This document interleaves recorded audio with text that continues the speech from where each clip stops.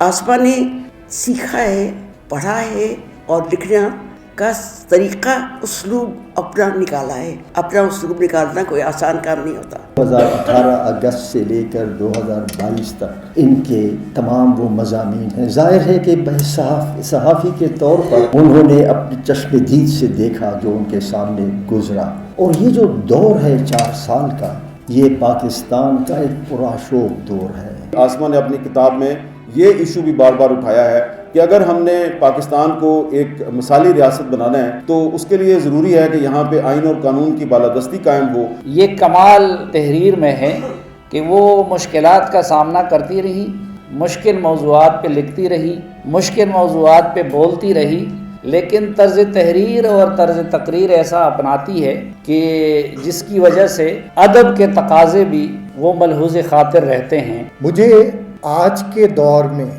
जबकि किताब का कल्चर जो है इस मुल्क में ख़त्म हो चुका है, आसमा शिराज़ी जो है इस किताब के ज़रिए से मैसेज दे रही है कि आपने भी इस मुल्क के सियासी तारीख़, इस मुल्क की अदारों की तिलछट, इस मुल्क के बड़े घरों में जो कुछ होता रहा है उसके आप आई विटनेस हैं। कहानी जो है वो सोसाइटी और ज़िंदगी की रियलिटी होती है। एक मिथ जो है वो आसमा ने तोड़ी है।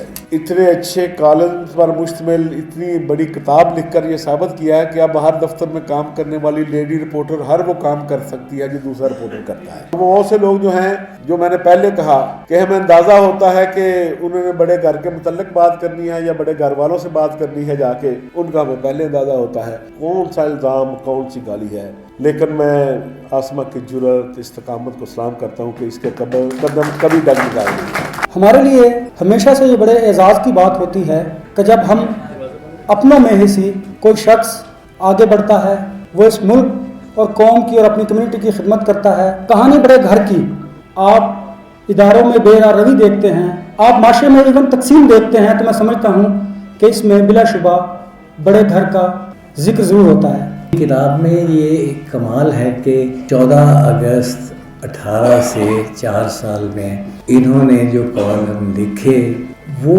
इतने तरतीब से हैं, यूँ लगता है जैसे किसी नावल के मुख्तलिफ चैप्टर्स, और इस तरह इन्होंने वो एक दस्तावेज़ बना दी है इमरान खान की रेजीम के हवाले से। आप इसको पढ़ जाएं और आपको सब पता चल जाएगा कि कैसे लिखा गया। ये कहानी पाकिस्तान की कहानी है, ये पाकिस्तान के उन घरों की कहानी है, उस घर की कहानी है जिसमें कि तसल्लुत रहा है, कब्ज़ा रहा है और पाकिस्तान की सोच पे पहरे उस घर से लगाए जाते रहे हैं।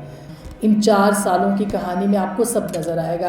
अयूब खान से लेके, बल्कि उससे पहले पाकिस्तान का कायद का पाकिस्तान जैसे चोरी हुआ, उस चुराए हुए पाकिस्तान से लेके आज तक उस खोए हुए पाकिस्तान की कहानी मैंने ढूंढने की कोशिश की है। मैं कभी मलफूफ, कभी छुपे लफ्ज़ों में, कभी खुले लफ्ज़ों में, कभी बराह रास्त और कभी ढके छुपे लफ्ज़ों में मैंने उस पूरे दौर का अहाता करने की कोशिश की है जिसमें कि सोच पे वाकई ताज़ियाने लग रहे थे। उस वक्त ताज़ियाने नहीं लगते थे, मैंने नासिर ज़ैदी साहब को पहले भी कहा, आपकी पुश्त पे ताज़ियाने लगाए गए थे, हमारी सोच पे ताज़ियाने लगाए गए, हमारे लफ्ज़ पे ताज़ियाने लगाए गए, हमारे हर्फ पे ताज़ियाने लगाए गए। जब ऐसा दौर होता है तो उसको लिखना, कलम बंद करना, दस्तावेज़ बनाना लाजिम हो जाता है। ये लाजिम है कि हम जब्र के मौसम में बोलें, ये लाजिम है कि हम हब्स के मौसम में बोलें। मैं लिखती रही, मैं कहती रही, और अगर मैं ना लिखती तो मैं मर जाती, और मैं लिखती तो मर जाती।